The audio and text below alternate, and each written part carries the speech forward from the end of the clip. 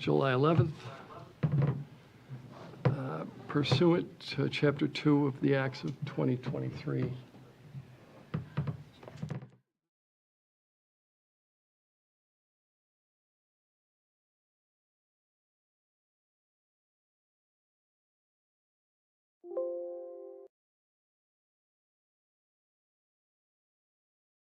Meeting or hearing will not be suspended or terminated if technological problems interrupt the virtual broadcast unless required by law. The meeting will be recorded by pac-tv. Members of the public who wish to watch the meeting may do so by viewing the Duxbury Government Access channels, Verizon 39 or Comcast 9. We've also given the website www.pactv.org/Duxbury for information about Duxbury programming, and there is a Zoom call-in. In terms of the public hearing agenda. Should we do the easy ones first? Yeah, I think we were going to do the Agent Dementia Friendly Task Force first, and then do the hearings. My preference would have been otherwise. I will do it if you want to. I'll candidly tell you, I'm not sitting on Berg, and I have heard the Agent Dementia Friendly Task Force in my other capacity as a planning board member, so I didn't intend to stay. That said, if there's seems to be a consensus around Agent Dementia Friendly Task Force, let's listen to them.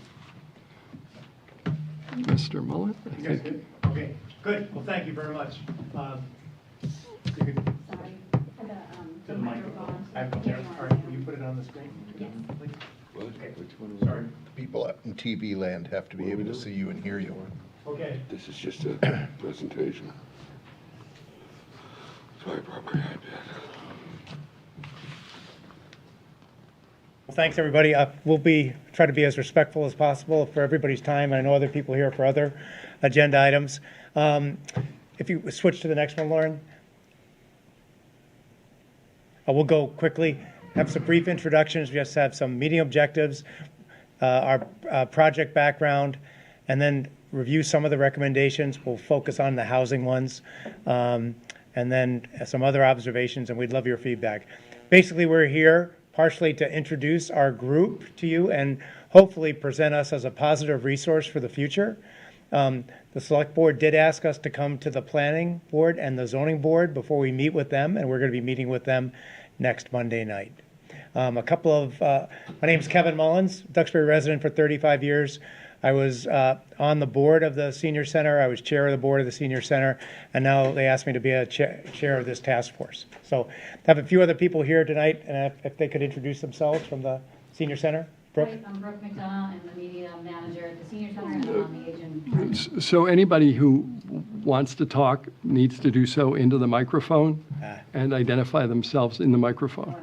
All right, I'll introduce them all then. Joanne Moore, Executive Director. Kathy Dowling, she's head of our Housing Task Force. And Mary Scheiss, and Mary is on the task force as well. Okay? Okay, why don't you go to the next slide, Lauren?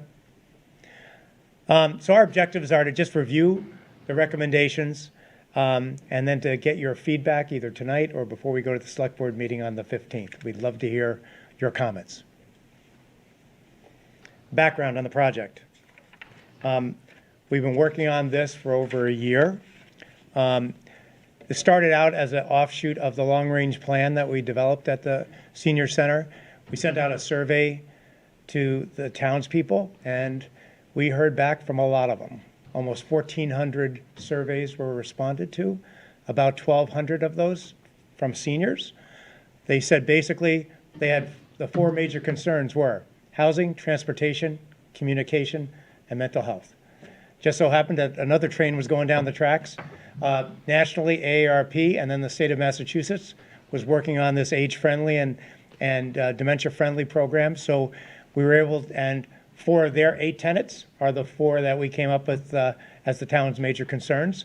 So at the same time, we were able to get funding from the Old Colony Planning Council to get a consultant to help us with this. There are a number of towns in the state of Massachusetts that are going after and trying to make their towns more livable, really for all ages. And that's an important part of this. We are not just working on just some things for seniors, we're working on things for all ages. So our charge was to work on those 4 key areas: housing, transportation, communication, mental health. We held, really the last year was there to listen and to learn. We had town meetings, we had focus groups in all the groups. We brought together a group in a housing summit where we had over 75 people attend in various elements of housing in town. And what we were there for really is to hear what people have to say, kind of assimilate that, and then come back with some recommendations on where we think we and the town should work on after that. So again, our final report will be given next Monday night. If you could switch to the next one. So lots of committees in town, lots of things have been done, lots of reports have been done. And how can we make a difference to help support the previous efforts and plans? And, you know, as we looked at this, as our background, we went and looked at Envision Duxbury 2019. We looked at the Hall's Corner study, and we said, boy, those are really, really good. You know, they're really comprehensive. And so separately, we went our own way, and many of the things we developed in housing were complementary to that. So I think if there's one thing we want to offer to you all tonight is, how can we be that positive influence to help get action? Another part of, we think, is a benefit, we're organized as part of an existing organization, the Council on Aging, the Council on Aging Board of Directors, and we're going to be here for years, you know, so it's not like we're a committee that'll just go away. The people that are the head of the 4 domain teams that are going to start up this month are all Council on Aging board members, and they're there then to help execute the plan. The other piece is, you know, we haven't been one of those committees that just says, well, here's the 60 things we think you all should do. We did come up with about 50 things in the 4 areas, but we're going to do about 30 of those 50 things. We, meaning the organization supporting the senior center and those efforts. So we are going to undertake quite a bit of the work, but there's obviously a lot of things that we just can't do alone. If you switch to the next one, Lauren. And just some things that we've learned since the last few meetings that we would like to offer some shorter term assistance in the future as you go through these various things. You know, we've heard that there is likely to be a special town meeting with the MBTA proposal, where we've heard that there's likely to be an annual town meeting with some proposals that'll affect zoning, and that there's some work going on now with consultants on some zoning changes. And so we would like to offer up services for information, for support to do that. And if there's any info and input we can help provide to any of those groups in advance of the proposals, we are there to help. We have regular communication with over 3,000 seniors in town. Just to throw the numbers out, about 5,000 of the town's population right now is 60 plus. So a real asset is that I think we can communicate with people. Okay, next. So like I said, we want to be a positive influence. We want to use us to help. I think we're trying to help and assist in building consensus. We're trying to improve communication with all the constituents, committees, and other organizations. We've had some pretty good meetings with other committees. We're sharing board members across committees, across the Affordable Housing Trust, you know, across CPC. We'd like to assist in the development and agreement of action plans. You can use us as an independent group of workers. Example, just in accessory dwelling units, you know, we've interviewed 6 towns already and found, you know, we know enough to be dangerous in a number of those areas, but if there's some things that you'd like us to do to get another 10 towns to give you information on accessory dwelling units and what they've done, we have the resources to do some of that. Can I interrupt you for 1 sec? Go ahead, Judy. I don't know if you're aware of this, but the proposal to make accessory dwelling units an as-of-right use in the zoning act is probably going to survive in the compromise bill between the Senate and the House. So some of the work you're trying to do may be addressed by the legislature. Yeah, that'd be great, right? I think it will be. We'll see what comes out of that, right? Yeah. Right. And I think the other thing is, so we had 2 meetings, open meetings with townspeople. We didn't know how many people would attend. We had over 100 people attend our OCPC consultant said they had one in another town and 0 people attended. And the thing that we heard back mostly at the end of the meeting was, how can we help? Them asking us how we can help. So anyway, that's how can we help you all is where we're coming at. We can energize the town, and at the end, we hopefully can celebrate and recognize the outstanding results and the hard work you've all done. Okay, Lauren, next one. And I just wanted to give you, I'll only focus on housing recommendations tonight and go over them briefly, but this is what our group came up with. It was nice that all of the recommendations are included in Envision Duxbury and the comprehensive plan. We didn't mean to do that, and we didn't make it designed to do that. It just kind of worked out. So, we heard loud and clear, and the Envision Duxbury said loud and clear, seniors want to have housing options in our commercial districts. Lots of issues there, but we want to try to help. How can we provide those options? How can we explore conversion opportunities of large single-family homes into, what we have now at the corner of Harrison Street, and Washington Street? It's been there for 10, 15 years. Aren't there other places we could do that? How can we promote smaller cluster-style housing in other places in town? How can we do that on town land where possible? How can we use Community Preservation Act funds in the appropriate ways for housing, and how can we move that ahead? How can we define, build, and do fair things for property tax work-off plans or caps on property taxes for certain things, and we've heard of a number of things around the country in those, and we have to figure out what's right for the town and what's right for the people, and a big thing is, we know, I think there's a real energized effort around the Affordable Housing Trust Plan, and how do we support the the Duxbury Housing Production Plan and energize that and maybe add input to that. So that's kind of, in a nutshell, what our recommendations would be in housing, what we'd go to the select board to, So, as I said, we have 4 task forces of people that are involved in housing, have background in that, attorneys, others, that are going to work on the detailed work behind these over the next year. Kathy Dowling is the leader of that effort for us for housing, and they had their first meeting, I think, yesterday, and their charge is to take the next year and to help work on these. If they find some other neat stuff, that'd be great too. Okay, go to the next one. I'm just, this was in the housing plan, and I think it kind of goes along with our theme of being positive. How do we help? And this really makes sense. This was right from the comprehensive plan. How can we look at housing as a positive opportunity to build the town, to help commercial, and to move ahead? Okay, Lauren? Just a chart from AARP, and it basically says is basically the nuclear family, the husband, wife, 2 children represents only about 20% of the population, yet 72% of our housing units cater to that 20% of the population. So, and those are national numbers, so the Duxbury probably is even a little bit worse than that if you consider worse that, a higher amount to single-family homes. So the need is there for maybe the other 80%. Okay?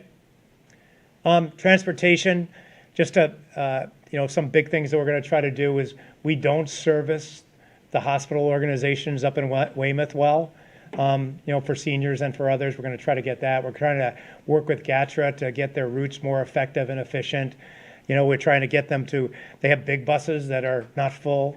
We'd like to say, well, why don't you get smaller buses and let's fill them up. And there's a 3 or 4 year plan to do that. But there's active work that Joanne has led at the Senior Center and others with GATRA, with others. We want to help support Safe Streets program and the Complete Streets, and help get out the word of how do we get those things done. Okay, Lauren? Communication, a couple of simple ones here that we really want. We want to get good cell service in the whole town. We think the town website should be a dynamic, usable customer service vehicle, and how can we do that? We have a couple of other ideas that of how can we communicate more regularly about more things with more townspeople, like the Plymouth Independent is doing. There's a thing called the Nantucket Current that's It goes to 20,000 people every Monday, Wednesday, Friday, and it's a tremendous document. So there's things like that in communications we want to work on. And obviously training seniors on how to use the internet, use things, is a big part of that too. And then last, Lauren, go to mental health or health services. There we go. Just a couple of things that really stood out here. Number one, the Senior Center does a great job in the social day program, but right now it only services about 20 people. You know, how can we get it to service 50 and 100 people over time? And it's awesome. And number two, we met with some of the first responders and others, and the Plymouth County has a great program that meets every week to help avoid crises. And we said, well, why can't we replicate that in Duxbury on a smaller scale? Maybe meet every other week, you know, so things like that. Then we said, okay, that handles crises, then how do we handle community outreach? There are a number of individual groups doing community outreach in town, and how do we help them coordinate it better? How can we get funding better? How can we use the resources of the Senior Center to do things better there? So that's just a summary of the other three. Okay, Lauren? Here's some great other observations that we're making at no extra charge. You know, and maybe this is just preaching to the choir, but the town planner role is critical. And you all know that haven't had a town planner for 3 out of 7 years or something like that, and we still don't have one. And boy, to us, we got to have it. You know, how can we help you with that? You know, I heard we have to take things to town meeting to get, you know, maybe salary adjustments and that type of thing, but that's us to help you too, right? We've been made aware of grants from OCPC and MCPC, and that there are a lot available out there, and how do we go after them? How do we help you all go after them? And then the other thing I think we learned from the Housing Summit is just getting the groups together. It was, I guess, interesting good, interesting bad, how little communication there is between some of the groups. And so we're working on improving that. Okay, no charge on any of that stuff. So the final thing is we'd love your comments tonight, overtime, really any time. We're going to the select board next Monday night. We will have those 4 domain groups working as a task force, each of them individually for the next year. We move on, and we will be managing those 4 groups as an overseer, but then there are another 4 domains that AARP and we will introduce, and we'll work on that, and we'll replicate the process for the recommendations on those. So we have over 100 members of the community that are working on the task force and on the domains, and have really gotten some really good people to work on this and spreading the word. So I think there's a lot of energy behind this, and we hope that we can make things work in the comprehensive plan for the future. That's it. Thank you. Thank you for your time. I know you have a busy schedule. Thank you. Any other comments from anybody in the group? Okay. Thank you for your time. I didn't see this on the agenda. Does the board have You've been late. responses that are meaningful tonight? An easy one. I'm looking at Not at this time. You said to reach out if we have any questions or anything. Is there a way to communicate with you, and who do we do that through? You can reach out to me, Joanne, at the Senior Center. Okay. Either by email or phone, or Okay. pop in and see me. All right, That'd be great. Thank you. Or anyone else in the community. We try to use Joanne and Brooke as a central source of communication, you know, in and out. Or so, and Brooke's been great, you know, she's getting something in the Clipper every week, you know, an article, and kind of keeping us up to date, and so, Thank you. thanks. All right. So the next thing in order here is case number 2024-04, 18 Jocelyn Ave. This one has been re-noticed. Thank you, we'll be respectful of these too. Oh, Okay. thanks. Thanks. And so, given the fact that we have received a new notice and a new application, well, I guess not a new application, but a new notice, the board will hold a hearing tonight here and via Zoom to consider the applications of James and Lisa Badow, care of Jessica Williams of Sale Architects, for a special permit under Articles 400 and 900, Sections 401.3, 410.4, and 906.2 of the Duxbury Assessor's Map, consisting of 0.7 acres in a residential compatibility district and owned by the applicants, who propose to raise and rebuild a pre-existing non-conforming attached garage where the proposal is slightly more conforming. A special permit is required. The application can be viewed at the town's website, on the Zoning Board of Appeals page, or in the Municipal Services Department, and any folks who are specially abled can request accommodation. All right. Some of this is going to be a little repetitive. Boris here? Yeah, Boris is here. So we have a broader complement of board members this evening. The board consists of myself, Judy Barrett, Emmett, Freeman can't sit, Phil, our full board members, and Boris has the most seniority, so that's going to be the 5. We have an application, including a series of photos. The Design Review Board provided us a memo dated March 13th, indicating they don't object to the revised proposal from a design point of view. And they concluded the revision would result in less encroachment into the setback and would also reduce the visual impact of the new structure and thus lessen to a degree the spatial presence of the new structure as sensed on adjacent properties.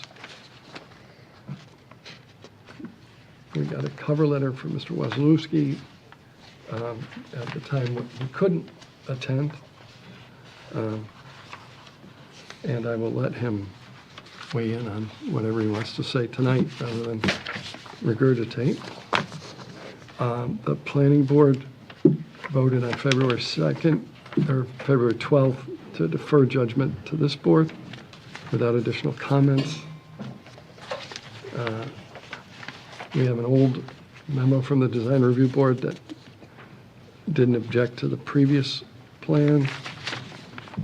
We have a memo from Nancy Rufo, the Conservation Administrator, indicating that the case does not fall within the jurisdiction of the Concom. We have a memo from Tracy Mayo, the health agent. Prior to the Board of Health signing off on a building permit, a passing Title V inspection will need to be completed and submitted to the Board of Health. This is required for any addition over 50 feet. We have a set of plans, which I think the applicant will walk us through.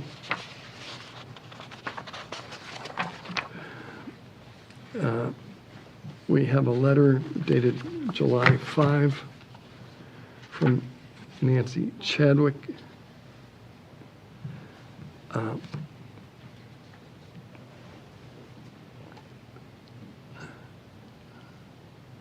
Indicating a strong feeling that the board should approve the thrice amended plans immediately. Jocelyn Avenue is comprised of very small lots requiring extraordinary efforts to create conforming building designs. Given the other larger projects approved in the last decade on Shipyard Lane and Jocelyn Avenue, I simply don't understand why this modest improvement of an existing garage has not been given its special permit. This is from Nancy Chadwick, who is at 17 Jocelyn Ave. We have a memo or an email from Stephen Kaczynski, May 20th, 2024. In previous hearings, several board members have commented on how difficult the decision is regarding the special permit request. From an emotional standpoint, this is true for all parties concerned. On the one hand, a Duxbury family desiring additional space and a somewhat improved design, and on the other hand, a number of abutting families who value the open space, ambient light, and sightlines to open sky that currently exist in a very confined area. The ZBA bylaws are very clear and seem almost expressly written for a case like this. 4 of the 5 directly abutting neighbors believe the approval of the revised special permit would result in a significant detriment to our neighborhood. Thank you for your consideration. And it's signed by the Kaczynskis at 11 Friendship Lane, Louise Mellette and Paul Edgar of 8 Jocelyn Avenue, John Jordan O'Connor of 221 Washington Street, Callista Herndon of 23 Friendship Lane. We have a letter again from Louise Mellette and Paul Edgar. While we have appreciated the architectural efforts to address some of our concerns surrounding the special permit, we continue to have significant misgivings about the project moving forward. So to clarify, one of the things we treasure most about living in our house is that every morning we look east through our second floor bedroom window and are greeted by a beautiful and unimpeded view of Duxbury Bay and the Big Beach. The sunrises are stunning and are nature's gift to us. We also treasure our having breathing space on our patio and in the side yard by our garage in an otherwise quite crowded space. We thank you in advance for your consideration. A email from 4/23/24, again from Mr. Kaczynski. Marilyn and I have considered the town of Duxbury our home for 40 years. When newly married, we bought our first home and raised 2 boys in the schools and on the beaches. Jocelyn Ave has experienced some unfortunate building developments in recent years. Most directly affected neighbors and abutters of the project have voiced concerns with support from the ZBA bylaws. We have been impressed by the integrity of the process that has been taken, the pros and cons. We are gratified by the efforts of the applicants and their architect to address some of the concerns. The decision to do now, what to do now, rests with this board. And thanking us for everything we do to protect and preserve the rural character of Duxbury's neighborhoods. Mr. Kaczynski from 313. Oh, you're here, okay. I'm going to give you an opportunity to speak, so maybe I won't belabor this. I'm writing in regard to Jocelyn Ave. A close reading of the current bylaw clearly states approval of special permit requires both the degree of nonconformity and detriment to the neighborhood to be taken into consideration. Said structure and such reconstruction, alteration, or extension will not be substantially more detrimental to the neighborhoods than existing non-conforming structure or use. And then Mr. Kaczynski was kind enough to quote the bylaws. Mr. Conway from 312.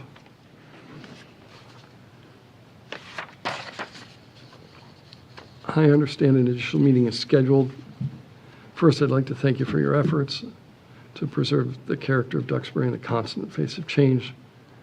I was surprised that the ZBA did not approve the Bad House application on February 22, and members are conducting site visits to discuss it again. Having lived here since 1995, I give the ZBA members some neighborhood context that may help the visits. Most of the current houses on Jocelyn Ave and Friendship Lane were carved out of the Abbey Jocelyn estate and divided into odd-shaped lots. The original cottages were built 100 years ago when there were greatly different regulations. Yet 100 years ago, it made sense for the time that we now see the context of the zoning is potentially problematic for the Bad House desire to make a modest renovation to an existing structure with no measurable impact on abutting neighbors, including myself. Since I moved here in 95, 22 Jocelyn Ave, directly abutting the applicant's property 18, there have been a number of garage changes that have all been approved. 221 Washington on the corner of Friendship Lane had a significant garage and living space above it that is very close to the lot line of 11 Friendship Lane. 11 Jocelyn had a significant garage and living space above. 31 Jocelyn redid their garage and added significant living space above. 44 Jocelyn built a new garage with significant living space above. 42, 45, and 57 Jocelyn both completely tore down and rebuilt their houses and garages. With the exception of 42 Jocelyn, all of these were modest and kept within the character of the neighborhood, just like the Beddoes at 18 are proposing. It seems vastly unfair that they would be prohibited from making a change that fits the neighborhood and established precedent based on the Kaczynski's objections. With respect to the neighborhood input, the most recent project of 42 does not fit the character of the neighborhood, blocks the space and views of at least 10 neighbors, and was built in a manner that the Historic Commission said was the most egregious violation they had ever seen. Yet there was no opportunity for neighborhood input or comment on that project. It seems completely reasonable to me to approve the above addition in the context of what has been allowed previously. In viewing the newly submitted renderings, the Beddoes have sacrificed their preferred design to sensitively meet with objectives and needs of all their neighbors. The new design eliminates all previous concerns. This is a very modest change to an existing structure, and I respectfully urge you to approve it. Paul Edgar, we just received, this is 3/11/24, we just received from the neighbor revised architectural drawings, presumably submitted to the ZBA for their consideration at their meeting on March 14th. Looking at the drawings, we continue to object to this project as the proposal continues to remove our sightlines to the sky and the water to the east. Please convey our strong objection to the ZBA.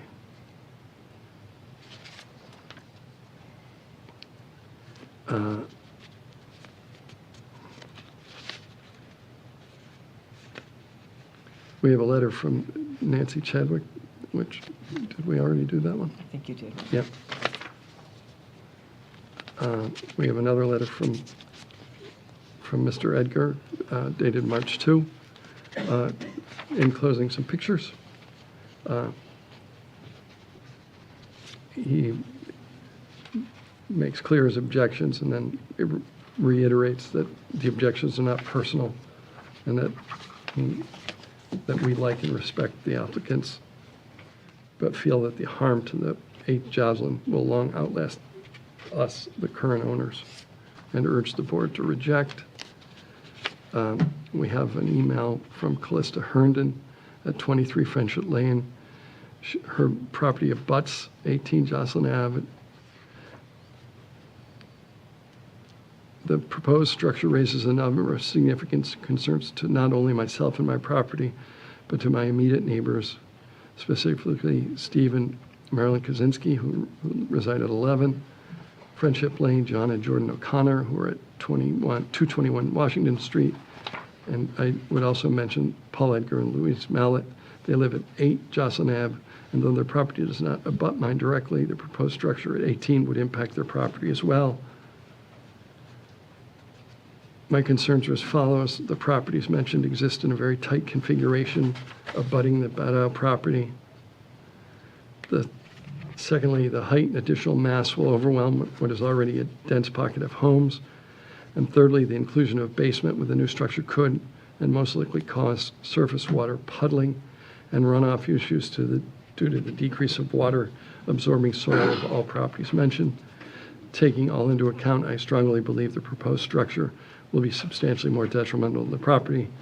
Thus, I request that the non-conforming garage application be denied. We have a letter from Mr. and Mrs. O'Connor, who live at 221.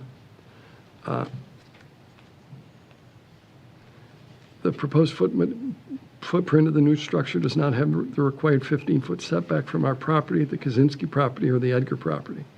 The height and additional mass of the proposed new structure will further close in a very small area shared by 4 properties.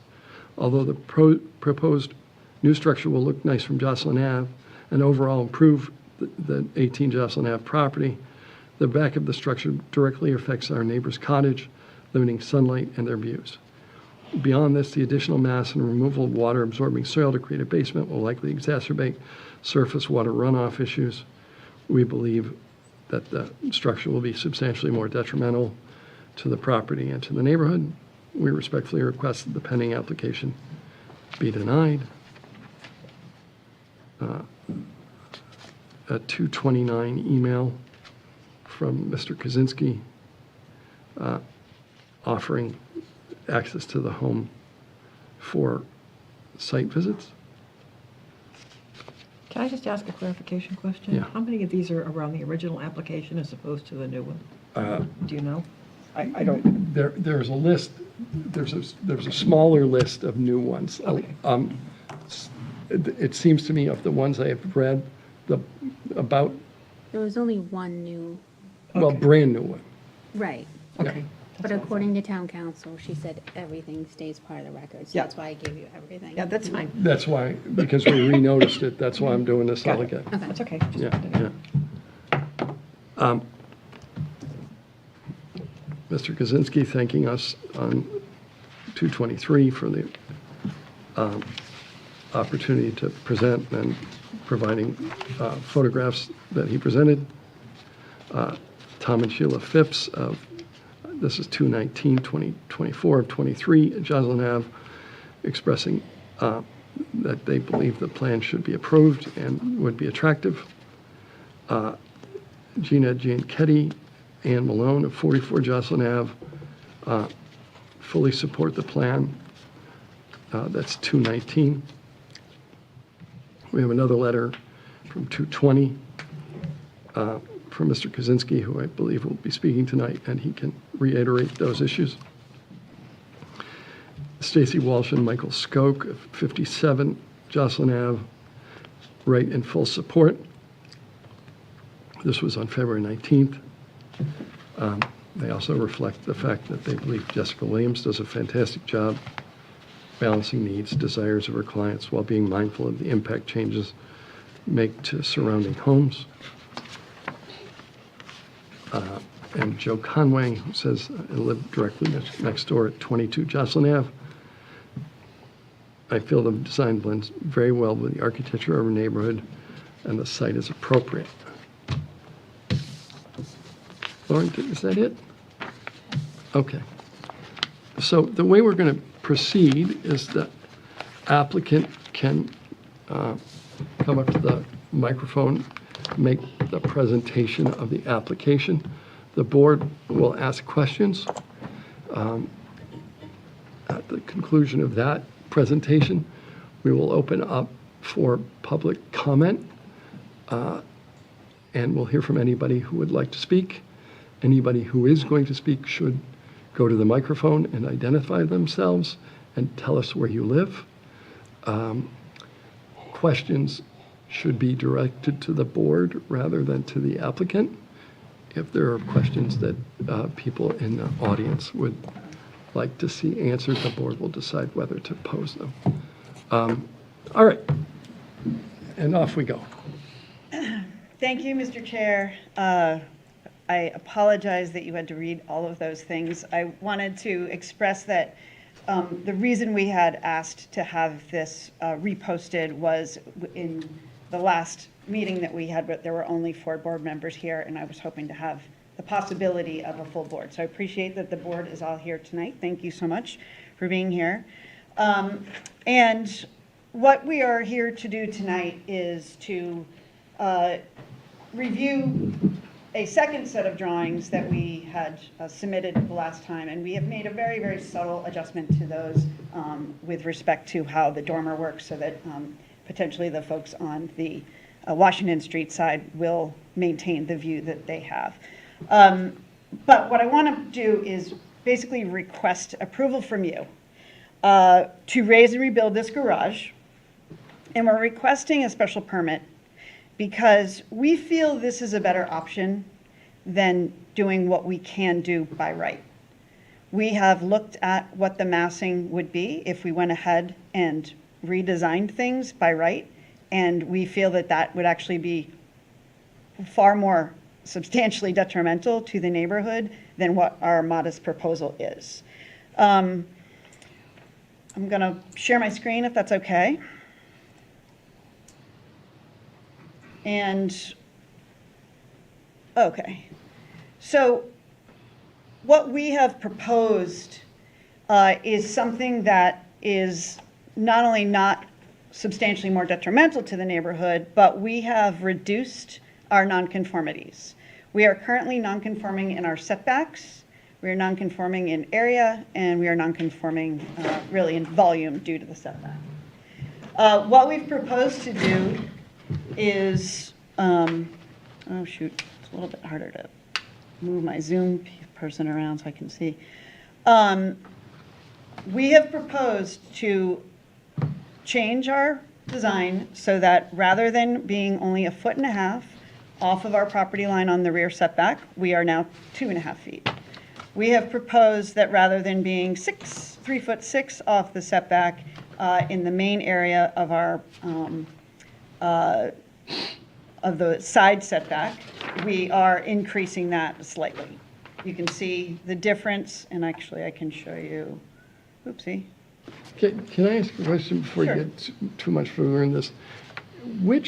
What is the date of the plans we're looking at? And So the data of the current plans that you are looking at is, they were printed for the 3/11 ZBA hearing. It is this set that I have before you in front. The date that they're printed is actually written along the side in very small numbers if I did not update the title block itself. okay. This proposal, the red here shows where we are reducing our nonconformities.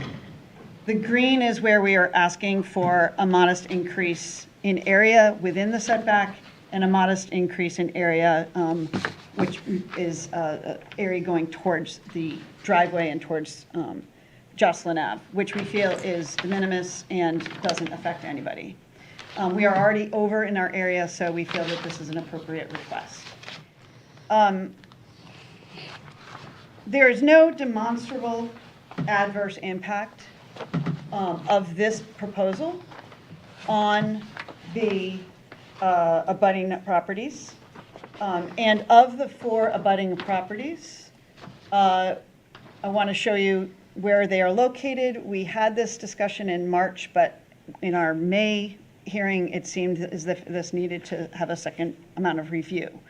So we have had 4 letters written that are opposed to the project. This is the Beto property here. This is the O'Connor property. That is a picture of their garage. That is this structure here. You can see that from the street. This is the Edgar property. It's a small cape with a little wing that comes out. This is the Edgar's garage right here, adjacent to the Beto's garage. And then the Herndons are down here. The Kaczynskis are impacted by the property in that they are the closest neighbor. However, I believe that the Edgars actually have the most impact, if there is any, with the new design. This is a picture. I went up on the roof of the Beto's garage and took some pictures. This is a picture of the O'Connor's house from their garage. Clearly, the impact that they have from their garage is because of the evergreen trees that they have planted. And if we zoom in, the window that they have that they would turn back and look at the Beto's garage is facing the other direction. And we feel that there is 0 impact to them from this property. The Herndons are not this house. That's Mr. Kaczynski. They are way down here. That's the Herndons, quite a long distance from the location of where this addition is proposed. This is a picture from the roof of the Beto's current garage looking back at the Mallet Edgar household. They have provided us a picture from this space, and they have provided us a picture from their second floor bedroom. This second floor bedroom is where they provided us some information that in the mornings they wake up and look at an unimpeded view of the bay and of the beach and of the sun. I want to point out that the Edgar property here, I did present this to you back in March, from their family room space, looking towards the Beto's. This is the Beto's here. There's 54 feet. This is right off of Google Earth, and so I don't have exact measurements, but I can tell you that it's relatively reasonable. From their second floor window to the location of the Beto's addition, it's 87 feet. And from the location of the Edgar's house here, and I would like to point out the angle to which they would see the bay, because the Beto's addition is right here, Beto's potential addition is there, and they would look at the bay this direction, 870 feet to the water. And as they said, they have an unimpeded view, and this is their unimpeded view. This is taken from the roof of the Beto's garage. This is the roof line here, and this is looking at the bay. So when you zoom all the way down, you can see a little bit of the bay. We have taken that into account. This was the proposal we brought in March. What I did, which was different from the proposal we had in February, which you may remember was a different gable here, we changed this so that we brought the roof line way down. And by the way, what this is showing is the roof line of the existing garage to be demolished, and then this is the new roof line of what we proposed. And in this proposal, we actually had a little dormer on the north side for some headroom in that area. We are amending this proposal very slightly, doing two things. One, we are again pushing the volume of the main structure towards the street by lowering it on the roof line, lowering the roof line and making the wall on the Kaczynski side a little bit shorter. And so this is what the new proposal looks like. This dashed line here is what the proposal was that we had in March. You can see there's a dormer in the background. I've kind of just gotten rid of the windows and other things so we're not distracted, but this is now, this line here is now the new proposal. This little zone here is what is outside of the 15-foot setback, which is this line here. And this area here is where the view impact may be felt. As I said, when we looked back at a prior view, the angle of the view is towards, if you're facing the Beto's property, towards the left, and we have moved the structure towards the right from their point of view. We've done that specifically to help ease any adjustment on their view impact. I'm having a little trouble following you. Okay. But when you say we moved it, have you moved it since the March plan? Yes, so since Do the we March. have a plan that reflects what you propose to do in front of us? I have the plans with me, I can bring it to you. It's a very minor amount, and almost to the degree that you probably won't be able to tell the difference, other than I can explain the difference on what we're doing. That's a little bit of a change. One is we're moving the dormer to the street side, and then the other is we are taking the framing of the, I'll go back to the microphone. Oh, news is popped up here. Apologies for that. We are taking the framing of, and I can show this to you here.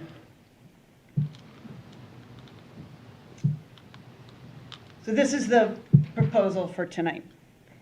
This is the dormer location. And if I zoom in, oopsie, specifically on this area, I can show you how I've adjusted this very slightly, which is the prior design showed the roof framing sitting on top of the wall, and this on top of the second floor plate, I should say here.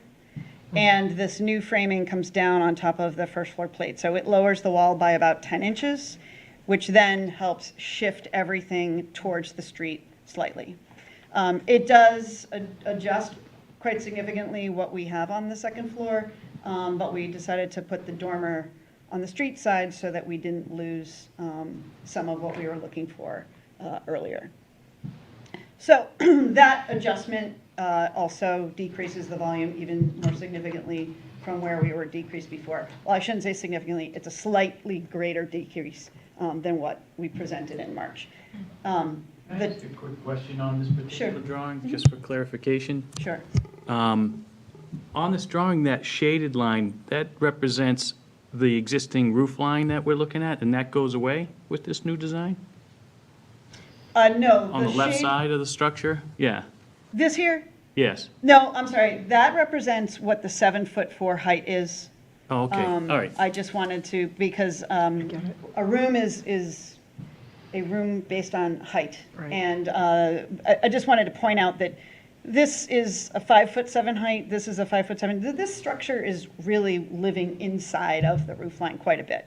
This is not a 2 full story structure. This is a 1 story structure with a loft space, essentially. So we have already gone through a number of items with this project. For the sake of time, I know we've gone through so many things. I brought with me the sun studies that I did, but the 5 members that are able to vote tonight have all seen those sun studies. I brought them again so Tanya could take a look, but if she's not going to be voting, I won't show them unless you'd like to see them again. But what the sun studies did show is that there is no impact of this structure on Mr. Kaczynski's property. I don't know if you want Furthermore, to show them again, but they were cool when you showed them the first time. I'd be happy to show them. I have them No, right that's here. I fine. just have to look around at my screen here. It's hard to have this Zoom going at the same time. Well, if it's been renoticed and you want to put it in the record, you should probably put that in the record. All right. So it's not this one. Oopsie. I believe it's here. So this sun study I didn't totally recreate without the dormer. It does take a little while to create these, so I just let it be. But this is the shortest day of the year and the lowest sky in the year. And what I want to do is point out what is orange here is what's existing, and everything else is what's proposed. And this is the corner of the Mr. Kaczynski's house and Mr. Kaczynski's yard. So when we are rotating through during the middle of the day, there's very little bit of impact. And then as there is impact towards the end of the day, this is when the sun is very low. And at the end of the day, some of the impact that you're getting is actually from the garage of the neighbor adjacent. This is the only time there's impact. However, the impact is, we're showing what this building is doing. The sun is much lower where there's lots of other trees and other things. So the building itself is not as significant. Summer, mid-June, literally hardly even any shadow on the yard at all.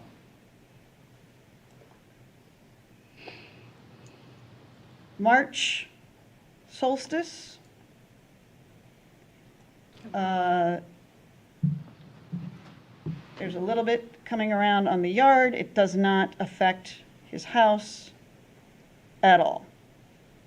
At the end of the day, you can see this triangular thing here. That's actually coming from the Mallett's house, which I had modeled as well. And then this is September. So this gives you, year-round here, and you can imagine everything else is somewhere in between there. Again, very little impact at all. Very similar to March. This is late day where that one is. And again, there's the Mallet Edgar house, and that's what is getting the final shadow at the end of the day. Okay.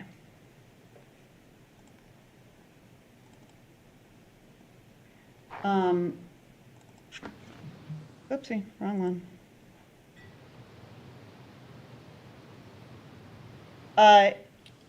I can present to you some of the images that we presented last time. I'll try and do this quickly. Mr. Kaczynski provided us this photo of the existing garage, and the existing garage is basically a backdrop to the yard currently. There is ivy growing all over the garage. There's actually ivy growing right inside. Some of the ivy was taken down on this area, but the lower area is still ivy. Currently, the betas are unable to get to their yard to handle any of that because it would require that they go through the Kaczynski's yard to access it. I took this photo. I did my best to create a photo that was somewhat similar, somewhat realistic with my CAD software. This shows the existing, this darker gray, and this is the proposal you looked at in March with the dormer. Looks like that. Today's proposal, again, this is the existing gray. Without the dormer, it looks something like that. I'd like to point out from this location, sight lines to the sky are not impeded. Taking the dormer off actually helps that even further. So I'm going to go through a bunch of different things here. This was a photo that was provided by the Kaczynskis from the yard. This was what I showed last time. This is the existing. We're removing that. This would be the proposed with a new fence. By the way, the fence would be on the property line, and the building would be set back 2.5 feet off of the property line. This was the March proposal. Here's today's proposal, no dormer, and slightly lower wall here. This will also have gutters, so any water management considerations that were requested by the O'Connors, the Herndons, the Edgars, the Kaczynskis is taken care of by proper water management in our design.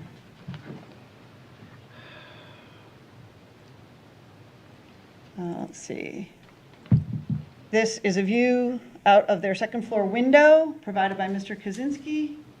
Again, what we had proposed last time without the existing, what we're proposing this time, no dormer, this wall comes down and it's lower.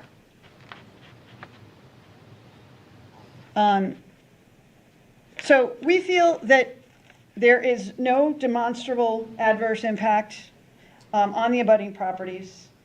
We feel that the O'Connors and the Herndons have virtual no impact at all from this, that the Mallet Edgars have a very minimal impact, and that we are not affecting their sightlines from their patio at all. We can't see their patio. When I stood up on the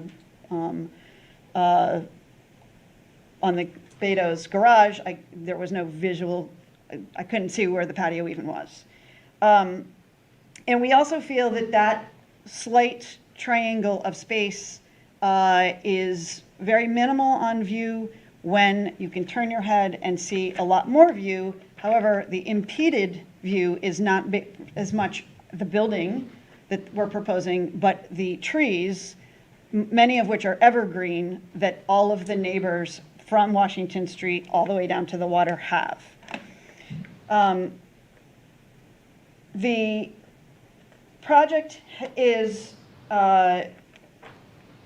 much less impactful on the Kaczynski side because it has less volume and mass on the property line than the existing structure currently. The wall that is now 2.5 feet away from the property line is lower than the existing, and the roof is sloping away so that visual sight lines to the sky are not impeded. And what I'd like to do is point out that if we were to build by right, the impact of that is far more detrimental than the impact of this modest proposal. If you would like to see it, I would be happy to show it to you. Yeah, it would be helpful, I think.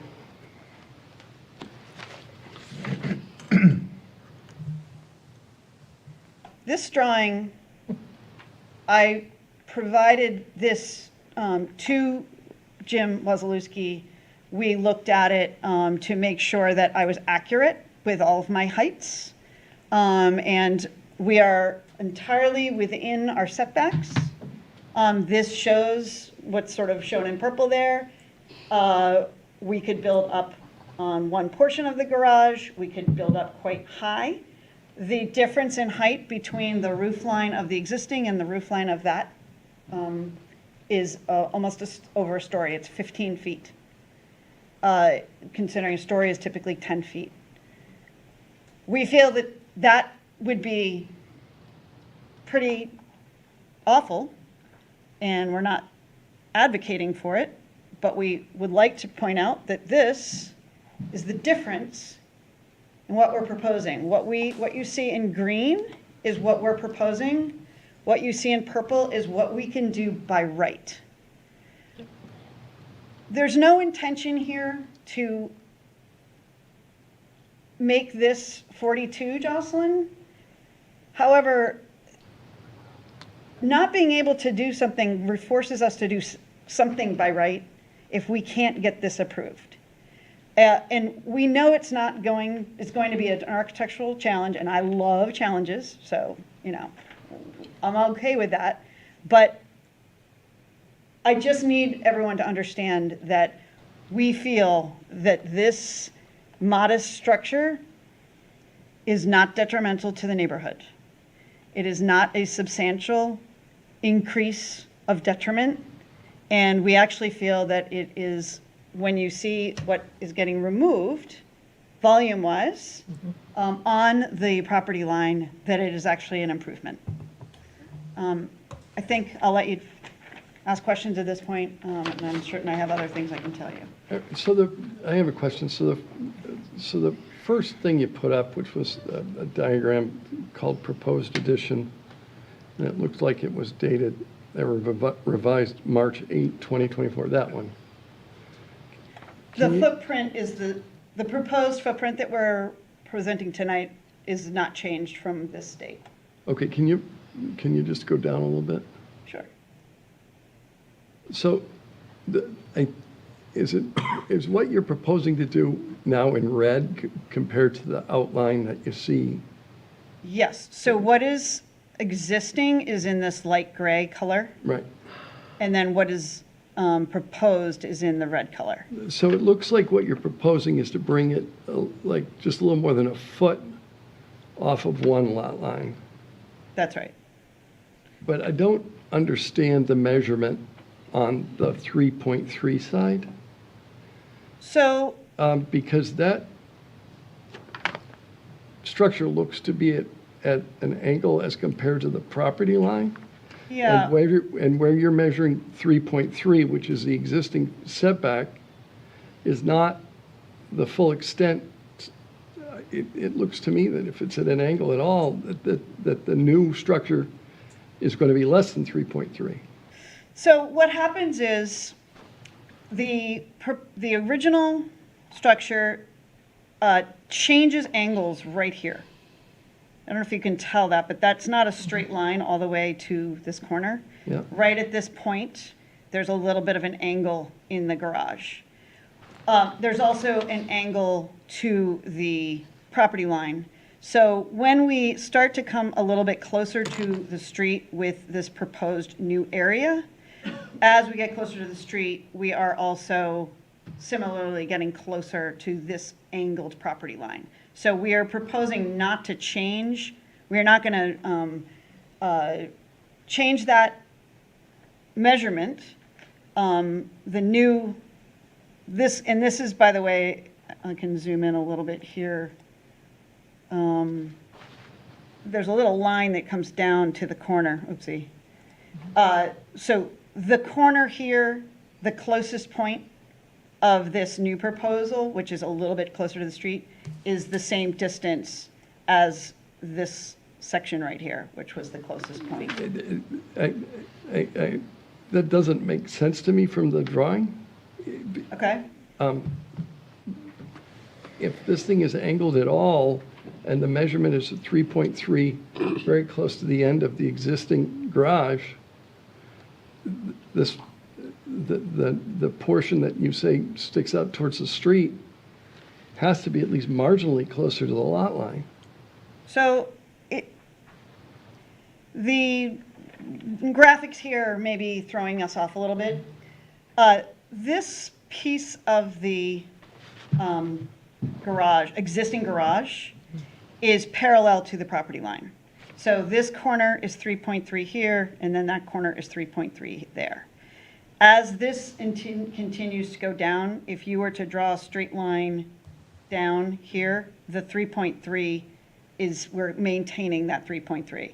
I think that, as I'm saying, I think graphics in the weight of the pen is looking a little bit heavy here, and that may be what appears to be a little bit closer, but this is a drawing that was provided to the engineer, and I go by my engineer based on making sure that things are accurate. Thank you. All right, why don't we hear from, does the board have questions? All right, Not now. why don't we hear from anybody who would like to present? Can I just ask a question of the building inspector before we go on? Yeah, definitely.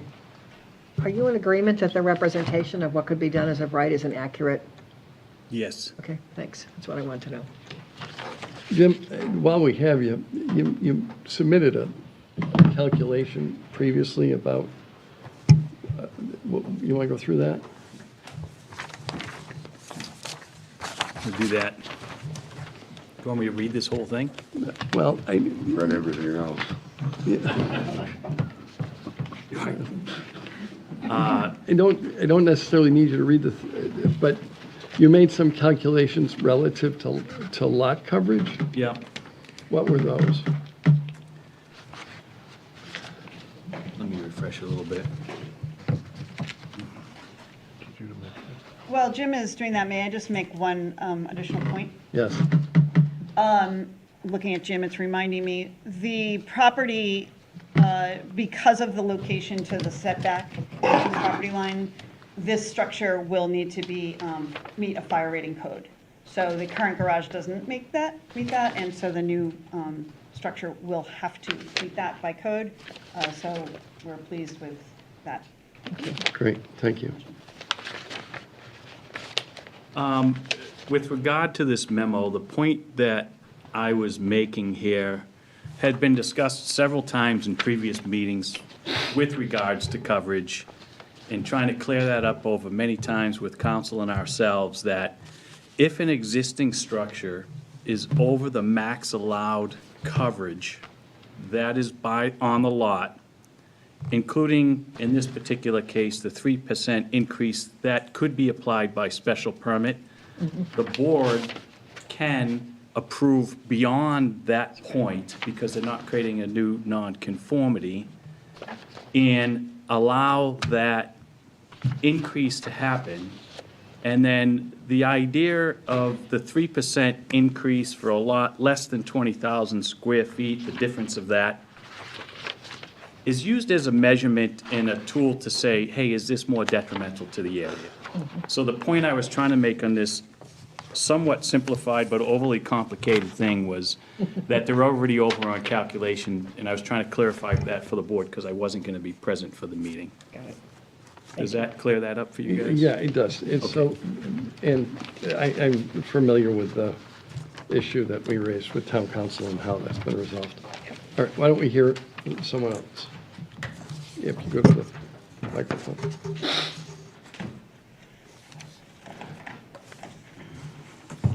Excuse me.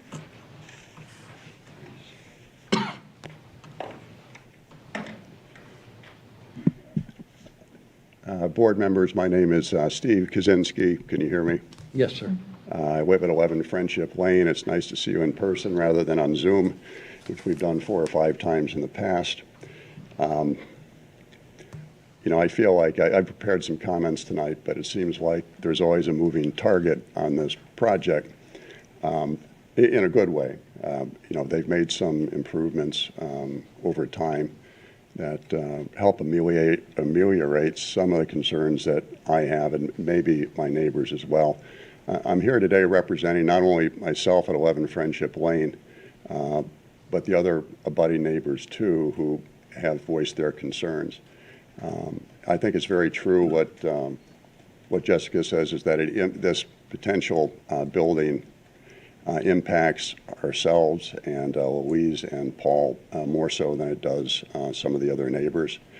I'm going to focus on the impacts that it has to us, and I can just tell you what I've heard the impacts would be to Louise and Paul. I've never actually been in their house to see it, but I wanted to relay some of the concerns that we had, some of which have been addressed today by the changes and others that haven't been. So I'll start by saying that 11 Friendship Lane is like the Louise and Paul's house, are very, very small houses. In the original application, I think there was listed something like 21 houses along Jocelyn and Friendship Lane, and among those 21 houses listed, our house and 8 Jocelyn were two of the very smallest houses there. So when something comes into our field of view, our sight line, we don't have another room of the house to go to. I mean, it basically blocks out a lot. Our house has 5 rooms in it and some bathrooms in it. There's a kitchen, there's a living room, and there's 3 small bedrooms upstairs. And so unfortunately, anything that gets built that is taller than the existing structure impacts the views and the light that we get to those 3 of the 5 rooms that we have in the house. The current structure is located just about 20 feet from our house, and the structure will be taller than 20 feet. So we are closer to the structure, or the height will be taller than the distance from our back door to the existing structure.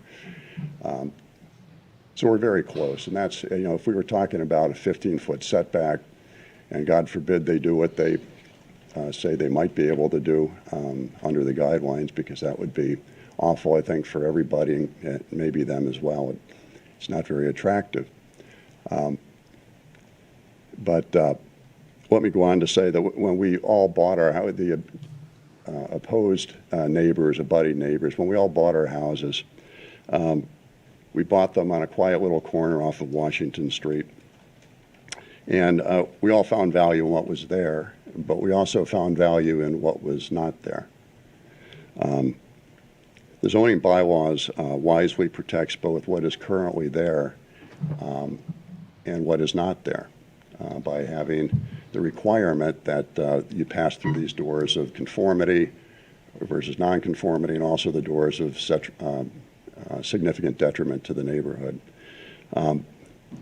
We spent a lot of time, my neighbors and I, thinking about the plans and trying as best we can to understand them, to see how much detriment there would be. And there's certainly less detriment in the latest version of the plan than there was in the original version of the plan, and for that we're grateful. The bylaws state that the applicant is required to show that the change will not be substantially more, the zoning bylaws state that the applicant will be required to show that the change will not be substantially more detrimental than the existing non-conforming structure or use to the neighborhood. The current use is a garage. The reconstructed use will add a living space above the garage, so that does change. And the bylaws further spell out very specifically what should be you should consider in determining whether or not something is significantly detrimental. And those things include in the bylaws, but are not limited to, the resulting height, the width, coverage of the altered extended structure, and the resulting impacts to views and vistas from abutting properties. And so the major objection that we've had are the obstructed views, and basically the closeness that anything higher than currently exists does to both direct light but ambient light that reaches the house and the yard and whatnot. It's just not about, and the sun studies are very interesting to look at, but they don't tell the whole story about light, especially if you create sort of a light well with a new structure. So we'd like the board to understand that, the abutters, we don't think we're the bad guys here. We just bought properties that didn't have a structure like this and didn't envision something would ever be built on top of it. And that was part of the attractiveness of buying the properties that we bought. So we can appreciate the fact that times change and people have needs for homes, but there are at least 2 of the 4 direct abutters that will still be impacted by this. And as a consequence, I think we still have maybe a number of concerns. One of them is that, the first proposal moved that, the proposed reconstruction about 1 inch away from the current structure, 1 inch back. The second proposal moved it another foot, so now we're moving 1 foot and 1 inch. It is 2.5 feet from the lot line because the property isn't directly on the lot line. If a fence goes up, which it sounds like is still part of the plan, although I'm not sure because it's not shown anywhere. It's talked about. That leaves 2.5 feet between the fence and the house. And while that might be enough room to maintain it, I don't know if you could actually put a ladder in 2.5 feet and be able to maintain the back of the house from there. So it would be nice if it could be moved more than just this 1 foot and 1 inch that is currently being moved. It would be nice if that could happen because that would ensure that the house could be maintained from that side of the fence. I don't want to opine on whether or not the newly revised structure will not be an issue for Paul and Louise from their bedroom or from their living room. It appears from what Jessica says that it's moved far enough out towards the street that it will not impact those views, and I think they'd be very happy to hear it. They are not attending the meeting tonight because Louise has some medical issues. She's recovering from surgery, but wanted to be here. So that's all I've got to say. I mean, the Betos are wonderful people. We wish them the best. We hope that this all calms down after this is over. But there it is. It's, nobody would be objecting to this if the 15-foot setbacks were being adhered to. However, I never imagined that they might build something that would be, I don't know, whatever the height of that was, 30 feet high. So now it's up to you guys whether or not enough has been done to appease the neighbors or whether or not a significant detriment still exists. Thank you. Thank you, sir. Does the board have questions for Mr. Kuczynski? No. All right. Is there anyone else who would like to talk? I did have one question for the architect, if I could ask it. Why don't you ask it to us, and then we'll... I'm sorry. The last picture that Jessica showed, there was some sort of green area, and there was one part of that picture which I didn't fully understand. I don't know whether or not that picture was showing only the new structure or part of the old structure in addition to the new structure. I'm just trying, from our point of view, it'd be interesting to know whether or not that whole thing is there or just part of that is there. Jessica, do you understand the question? Yes. Do we need to take a look at it again, or can I just answer? You can answer. Okay, so I'll go to the microphone. So what I showed was, in purple, was what we can do by right. Then I showed something that had green. Only the green is what we're proposing. Everything else was existing or what we could do by right. So there was sort of a combination of things there.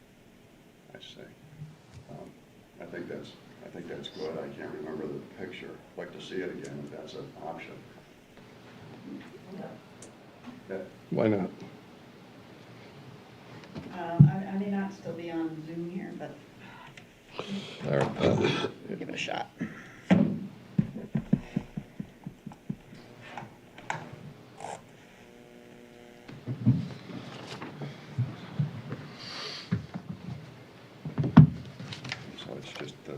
part that is, this isn't there anymore. The green part is what we're proposing. We're proposing to remove this and remove all of this edge here. That's correct. Okay, so that's not there. That's correct. Okay, so do we have other people who would like to comment, to be heard on the record, to make any, sure.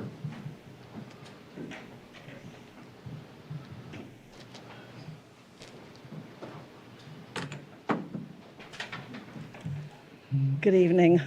This has been a long process. My name is Lisa For Beto. everybody, Pardon me? for everybody. Yes, I'm the resident at 18 Jocelyn Avenue, speaking on behalf of my husband Jim and myself as a follow-on to Jim's own comments via Zoom at our second ZBA meeting on March 13th. I really greatly appreciate the opportunity to share our thoughts with the board tonight, and I thank you in advance for what I will call your patience with my remarks. I apologize that they're a little bit lengthy, given the lengthy process. This has been a long and frankly, what I feel very unnecessarily distressing situation for us, as we have worked hard to be proactively transparent and open with our neighbors about our plans from the very beginning. I'd like to start with a bit of history, if I may. Jim and I first moved to Jocelyn Avenue in 1996. At the time, our oldest son, Colby, on Zoom here, is now 30 years old. He was only 2 years old at the time. We delivered 2 additional sons while living on Jocelyn Avenue. Jamie, now 28, also on Zoom, and Devin, now 25, here with us tonight, and the tallest of our 3 boys, which is why we're looking for a little loft space. We have built a lifetime of memories and very close neighbor relationships while living on Jocelyn Avenue. The Jocelyn neighborhood is an exceptionally close community, sharing birthdays, anniversaries, holidays, and the happiest of times, and coming together in strength and support during the very darkest of times.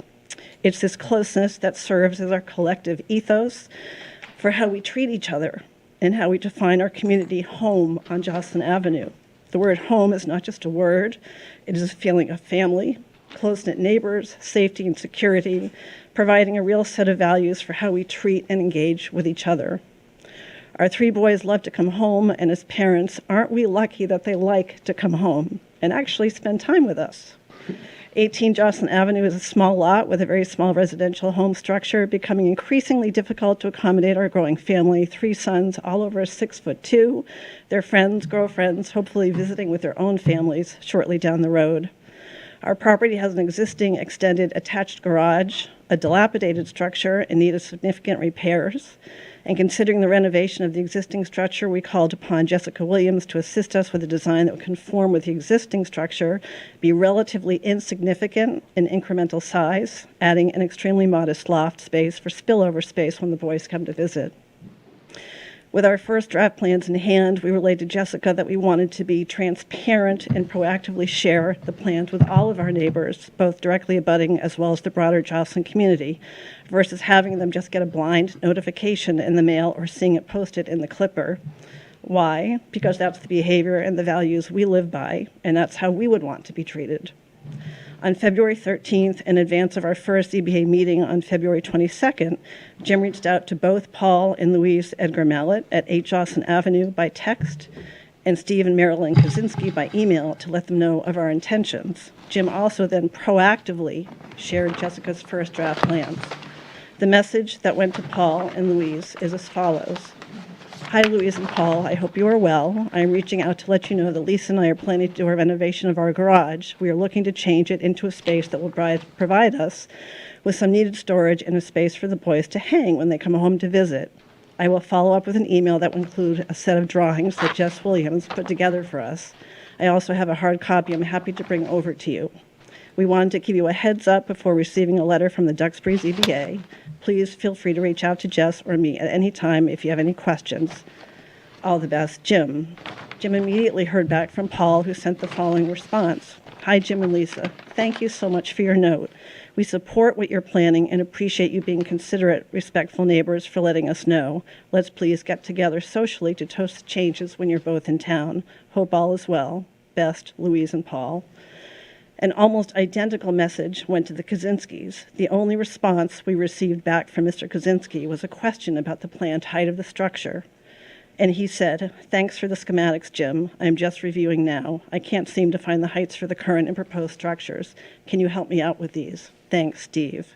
We heard nothing else from Mr. Kaczynski directly until we got to our first ZBA meeting on February 22nd, and we were party to what truly felt like a very unneighborly ambush via a highly designed slide presentation from Mr. Kaczynski claiming a very subjective opinion of the impact of our renovation.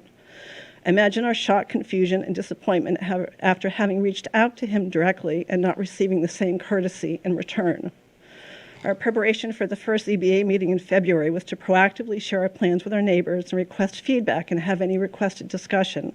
We entered the first meeting with our initial design with several supportive letters from both abutter and non-abutter neighbors and a supportive letter from the Duxbury Design Commission. We were given a continuance that evening due to Mr. Kaczynski's presentation. Moving on from our initial draft, we proactively asked Jessica to alter our plans so as to address the concerns that Mr. Kaczynski surfaced on February 22nd, concerns that we would have been happy to address initially should he have proactively reached out as we did to him. We did not amend our initial plans because we thought we were out of amend our initial plans because we thought we were out of compliance with the ZBA policy, but because we felt it was the right thing to do for our neighbors. We submitted the amended plans for ZBA review on March 13th. Jessica was able to comprehensively demonstrate that all concerns had been addressed. New to the discussion, however, were 2 new letters from Friendship Washington Street residents lifting the identical language that Mr. Kaczynski included in his letter and subsequent letters.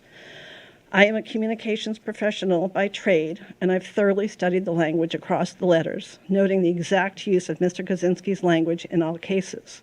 Knowing that these neighbors will experience no material impact from our modest design, the letters felt like another calculated strategy to influence the opinion of the ZBA. I'd like to point out that neither the residents at 221 Washington Street or 23 Friendship Lane have ever bothered to attend any of the now 4 ZBA meetings, indicating to us through both their lack of attendance and the mirror images of Mr. Kaczynski's letter that this was more of an attempt to support their neighbor versus any real concerns of their own. Although Paul and Louise Edgar Mallet were 100% supportive of our original design, they submitted their first petition against our amended design for the March meeting. Again, this was done without any proactive effort to speak with myself or Jim, including after their initial support of our first draft plans. I am seeking to reinforce for the ZBA board members that Jim and I have always acted openly and transparently, striving to share and receive neighborhood feedback on our very, very modest plans with no material impact to either neighbor. As Jessica has demonstrated, now for the 3rd time, we have again proactively amended our plans to tangibly appease the Edgar Mallet and Kaczynski concerns, amendments we would have gladly made in February before the first ZBA meeting was scheduled, had they bothered to ever reach out. For that, I am sorry that we have occupied so much of the ZBA's time. Again, we've twice amended our plans, not because the initial plans were out of compliance with policy, but because we felt it was the right and neighborly thing to do. Speaking for myself and Jim, we very respectfully request that you approve our very small increase in space to our current structure, giving our family additional decades of memories to the ones already built on Jocelyn Avenue. We are in complete compliance with policy and have worked proactively and consistently to address neighborhood concerns. Thank you very much for listening, and we greatly appreciate your consideration. Thank you. Board have any questions? No. No. Anybody else want to speak? Yes, Mr. Kaczynski.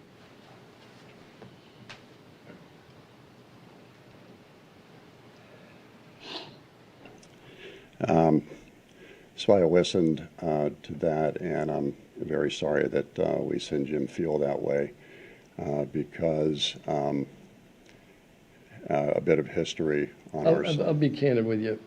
We don't get into it. Okay, that's Yeah. fine. Just- Yeah. Okay. It's not relevant to us. I understand, but we felt like we were ambushed Right. and we were first notified 10 days beforehand. Then it took 2 or 3 days to get the plans, and so now we're 7 days before the first public hearing, And, we're not architects and we're not expert at looking at plans. Okay. It takes a while to process what it is that's going on. And that was a holiday weekend, President's Day weekend. We had family visiting, by the time we got around to responding, we weren't going to make changes, 5 days before the first public hearing that would really accommodate what our objections were. So as much as it feels like,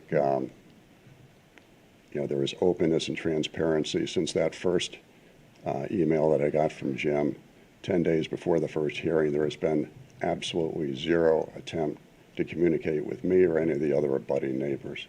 Okay. Unfortunately, it had to go through this process to get here. Okay. All right, thank you very much. Is there anybody else who wants to weigh in here? Jim, do you have anything you want to say? I don't. All right. The only thing I want to say is I sat through a lot of these meetings, and I think that the applicants and Jessica Williams has done an exceptional job to accommodate so many concerns. I think it's so well depicted that I think it's very well represented. That's the only comment I want to make. Okay, thanks, Jim. All right. Board? We do have Oh. a resident who Oh, wants you to have someone speak? Please identify. Sure, I'll be brief. Joe Conway, 22 Jocelyn Avenue. So you read a few of my letters earlier, so I won't go into the detail, but I think at this point, maybe what we would be looking for is some type of compromise solution for us between the by right and what the architect and the Betos have been able to come up with. Because nobody wants the by right to be done. Unfortunately, that seems to be the trend in our neighborhood, or on our street, and in town in general. So I think you guys have a chance tonight to make a decision based on what they want to do, what they've talked to the neighbors about, what they've taken the feedback from these meetings and made revisions. It's not a situation where everyone's going to be made happy. But I think someone else said it, the by right isn't going to make nobody happy. So, I think maybe that's something that you can put at the top of your consideration, is that they have really tried as hard as possible to work within their existing property. We've all got oddball shaped lots. Our houses are askew on them. And the neighborhood has sort of evolved over the years. Everyone on the street has probably come to you or come to this board at some point or another over the years and been disappointed by what we were able to do or not. So we've all kind of been there, and it's how we've ended up with a little bit of a hodgepodge of architecture on Jocelyn Avenue. If it was maybe some other neighborhood in Duxbury, you guys would have an easier time. But I do feel that this is a little bit of a challenge, but it's also an opportunity for you to see the compromise that people have made and really avoid the by right solution. Again, that we've seen too many of those, so please avoid that for our neighborhood. I'd just like to make one comment, and it reminds me of the 40B. We've had it, if you don't approve 40B, it's almost a veiled threat, and it has nothing to do with how I'm going to vote on this of the by right. I just want to comment on that, because a lot of projects coming, if we don't get this approved, we're going to 40B it, which they probably were going to do anyway. But they're sort of veiled threats. Sure, I'm not trying to make a threat. It's just sort of No, I'm not saying you or anything. It's just it's the by right thing's been mentioned 12 times now. Yeah, and I think that's kind of what we've seen is that most people will just come in and say the ZBA process is too hard. Let's do what we can do by right. Okay. How many times did 42 have to come back to get it approved? Well, Not here, but the short answer is by right, and they don't have to come and get it approved. Does the board have any further questions? No, I don't. All right, would anybody like to make a motion? I'll make a motion to close the public hearing. I'll second. Did, Oh, Oh, no, I'm sorry. Anybody on the Zoom board? Yeah, you're right, there's a hand up. I think Boris has his hand up. Boris, you have your hand up. No, that's the Oh, mouse. all right. Oh, that's the mouse. Sorry. Not me, I'm okay. Okay, Thank you. I didn't think thank so. you for reminding us. All right. is there Seeing, anybody, are you able to raise your hand on the board? I can't see because of the reflection. They should be able I to. can see it. All right. but they're not muted, are they? They I think are, everybody's muted. so everyone's Lauren, muted, unmute. but they have the ability to, Unmute. It's not webinar, Unmute it's just regular Zoom. themselves. Oh, it's regular. Yeah. Okay, they can unmute this. All right, let's, I'm going to make the crazy assumption that, Can you hear me? yes, Yes. ma'am. Oh, this is Amy McNabb. I'm sorry, the raise your hand option is not working on the Zoom. So I would have raised my hand, but didn't know I could just jump in here. Until about 2 seconds ago, Amy, you were just an A on the board, but now you're a face. Oh, well, that is me. still an A. Oh, no, you're still an A. I just wanted to offer a comment. I know you guys have been struggling with this application. There has certainly been a big change in that area of town, especially when it comes to the special permits and the bigger, the houses getting bigger.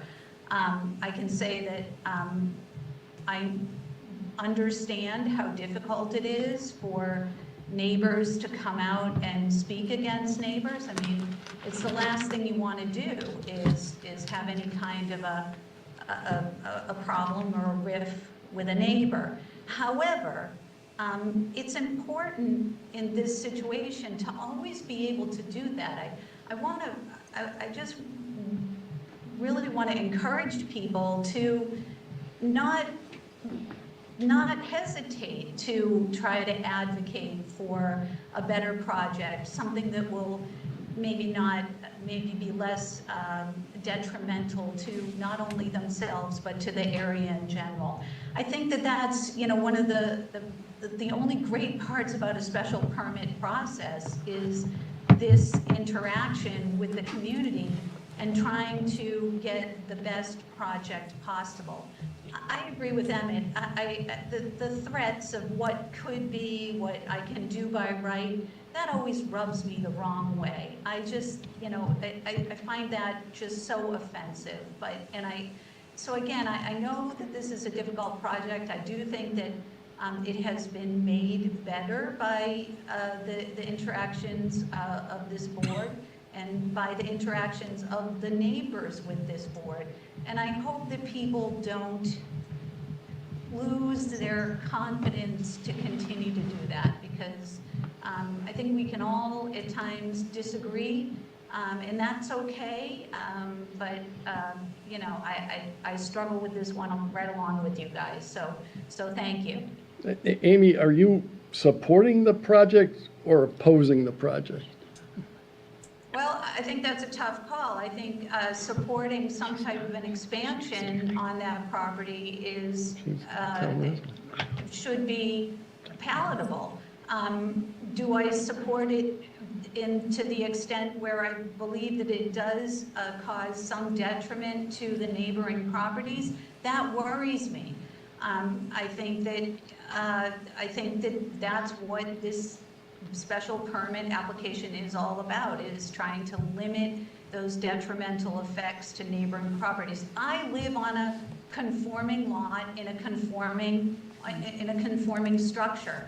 I don't have the ability to encroach on my neighbor because I don't have access to a special permit. So the answer for me is no. So, it's, I don't envy your position here, but thank you for listening. Okay, thank you very much. All right, since we missed Ms. McNabb on the board, is there anybody else? All right, we had a motion to close. Yes, I made that motion. I'll second it. All in favor? Aye. Aye. Aye. Okay, since Boris is on Aye, the, Boris. all right, I, Wayne, Hi, Judy. Hi, Phil. I am, okay, so we've closed. Does the board want to engage in any discussion?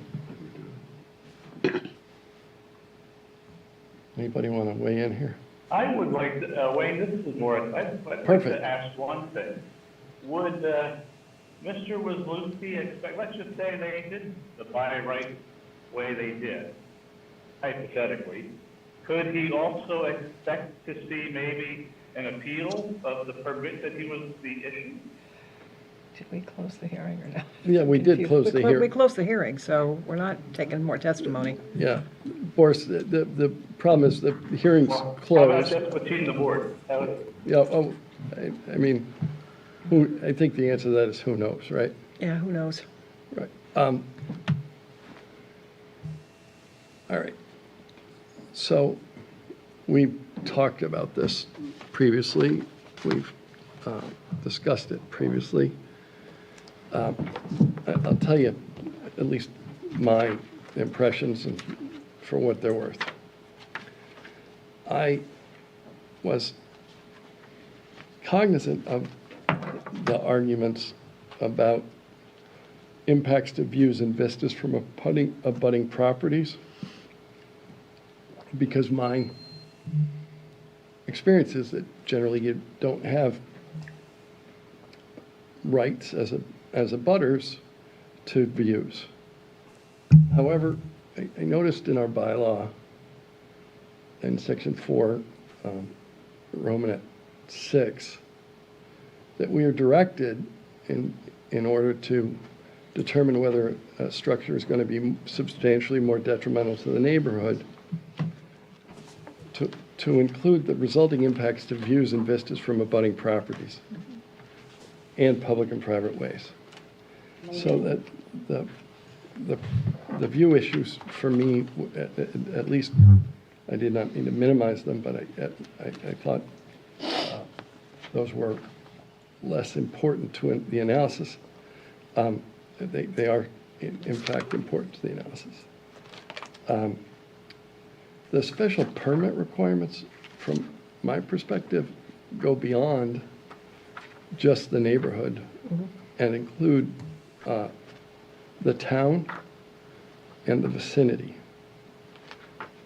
in terms of our direction to consider these projects. So, I mean, yes, we have to focus on the neighborhood with respect to the more detrimental aspect of it. But we also, if we were going to grant a special permit, need to consider the effect on the town, whether it's beneficial to the town, and the effect on other properties in the vicinity.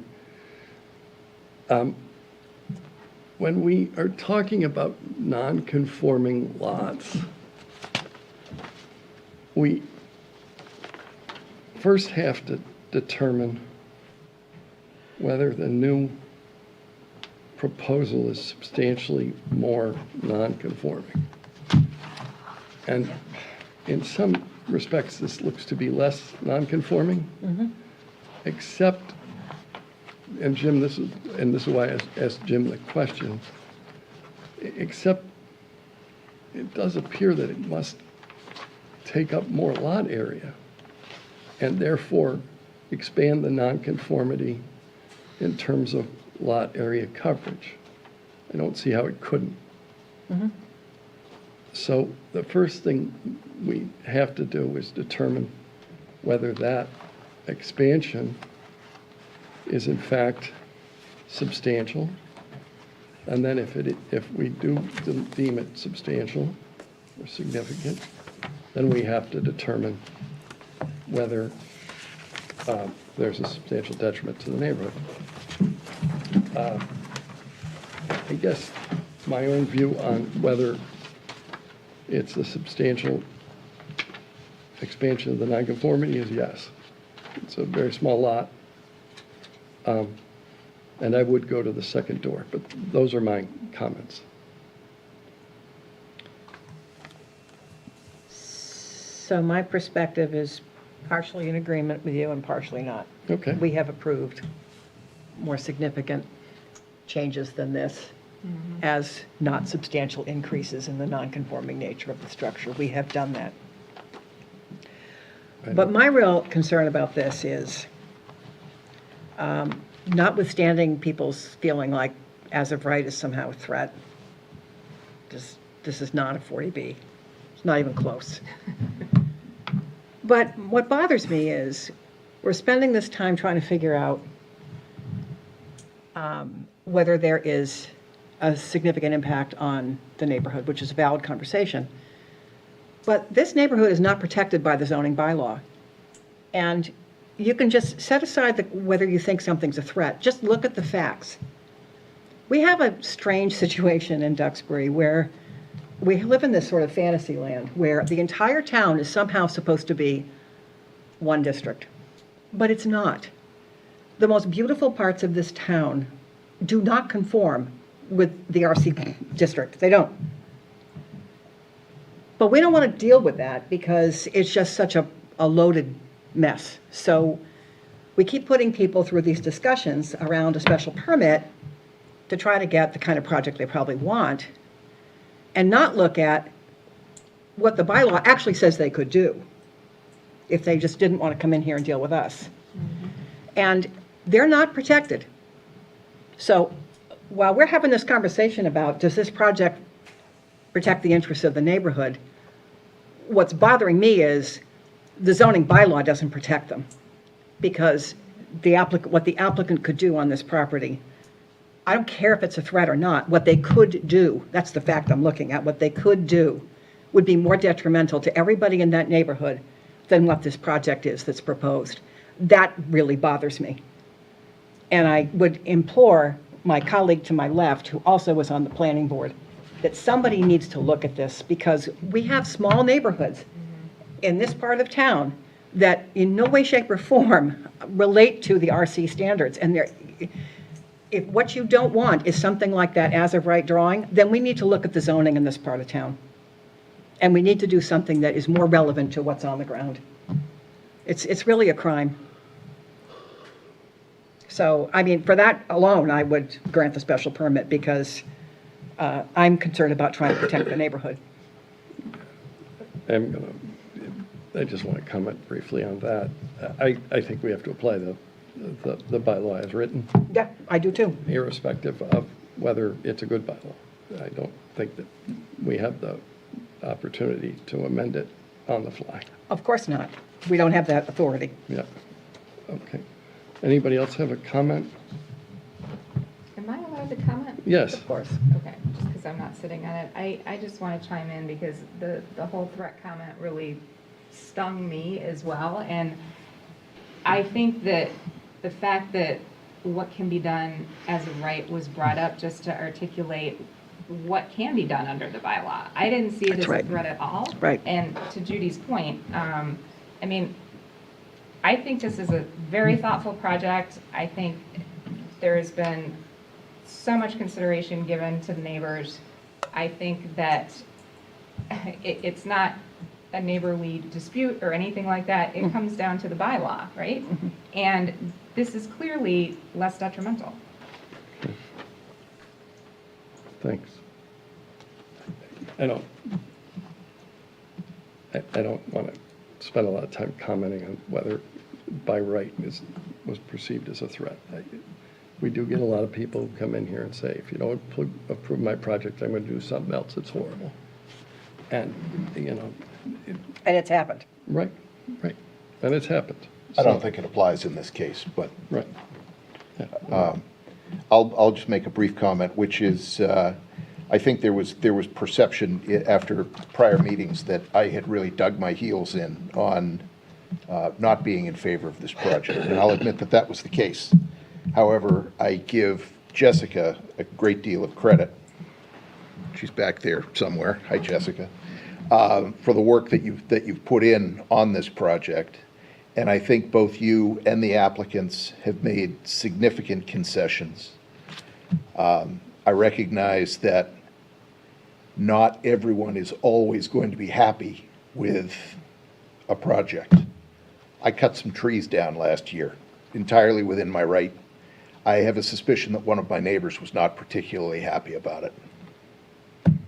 Sorry, they were impacting the way I enjoy my property.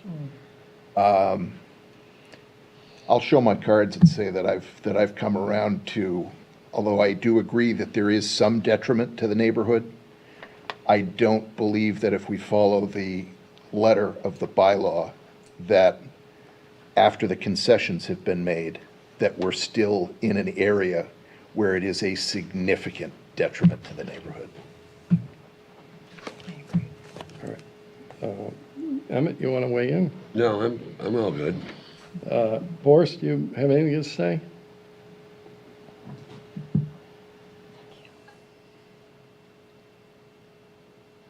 Usually there's a delay. when I'm we sorry, answer. you looking for me? Yes. Yes, sorry.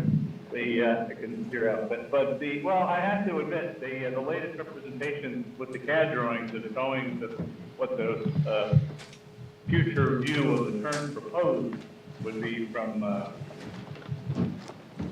butter behind Friendship Lane.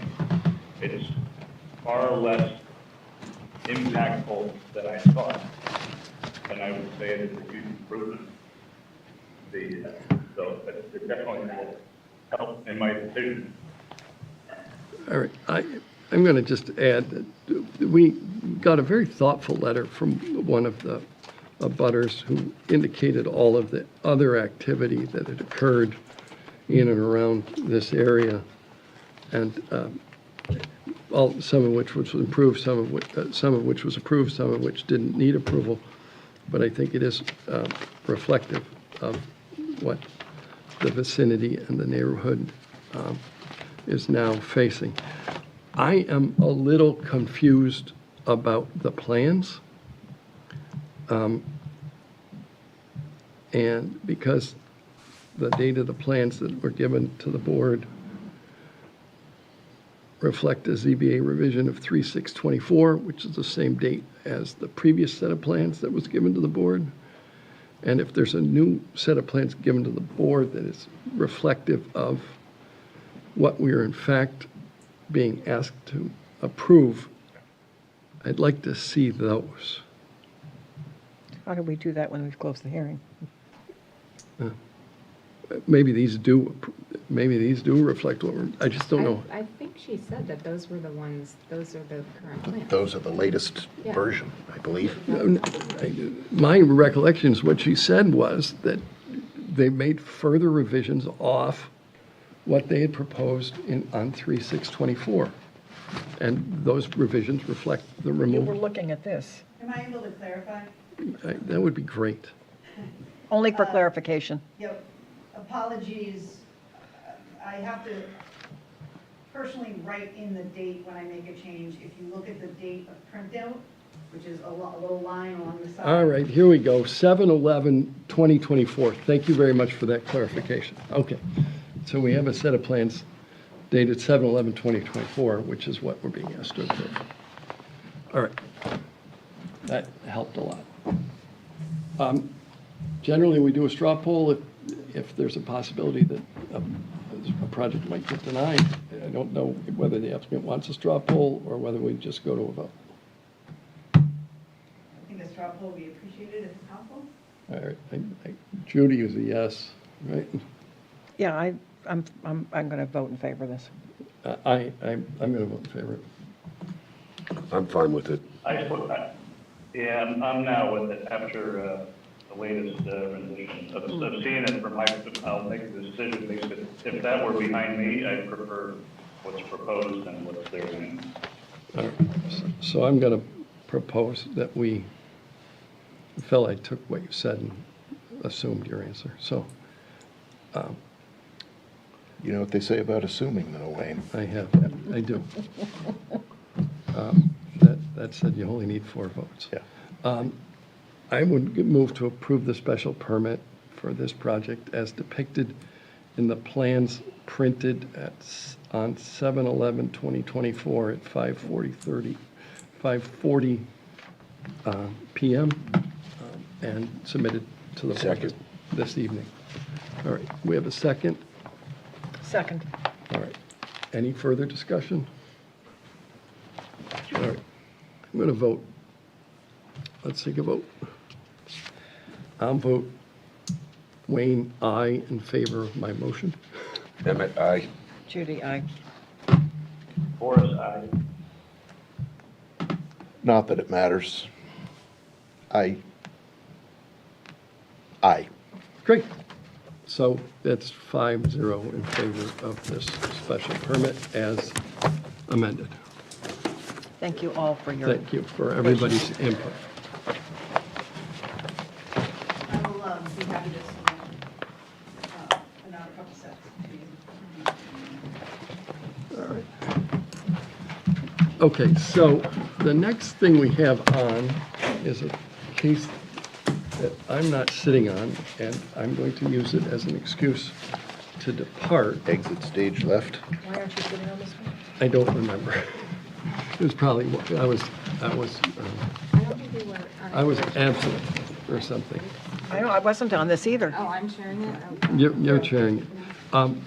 But there was one set of minutes that I was on that I would like to vote on before I leave. And those are the minutes.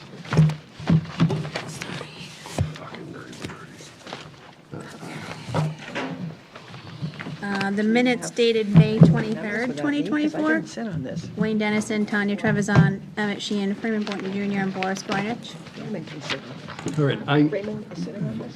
I move to approve the May 23rd, 2024 minutes as drafted. Second. I'll second it, Forrest. All in favor, aye, Wayne. Hi, Tanya. Aye, Phil. Aye, Forrest. Okay. All right. You want to do, you'll do the other second minutes after Sure. after this one. Before you guys leave, can I just, in light of the presentation earlier today and Judy's comments about the zoning code, right? There is a company that can assist with the new zoning code, and I'm happy to share that with you as a planning board member, or, Happy to hear. okay, all right. I will send it to you. We have somebody currently So doing it. general code is working on it, right? General code You is working. do, Yeah. okay, General good. code is working Okay, on it. wonderful. All right. Thank you. Thank you. Do we still really not have a planner? We have an assistant, or an interim planner. Okay. He's leaving within a couple of weeks, though, isn't he? Yeah, because he He's all runs done. out of runway retirement. Right, right. All right, good luck, folks. Thank you.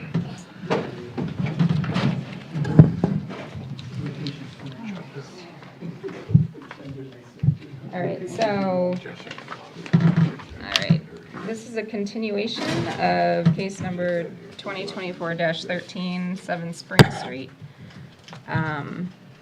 We have a couple new materials.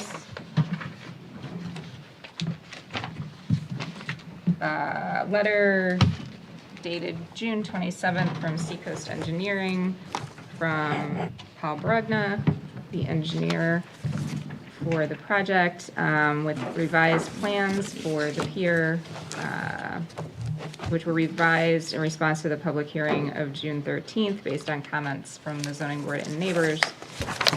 Specifically, they raised the beginning of the walkway to provide for the 6 feet of clearance to allow the public to walk underneath. Revision also includes the crossover stairs for use by the Bergs. Mr. Brogna has discussed this revision with Mr. Wazlewski, the building commissioner, and he is in agreement. We believe the revision clearly addresses the direction of the zoning board. And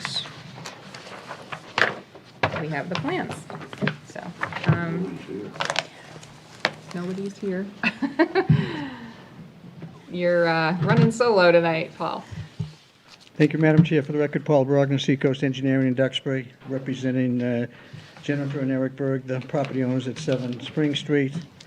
And as you kind of read in the letter from June 27th, we have revised the plan. We have made the changes to it that I think we all agreed upon doing at the last meeting on June 13th. The suggestion came up about trying to keep 6 feet of clearance under the coastal beach area so people could walk underneath it.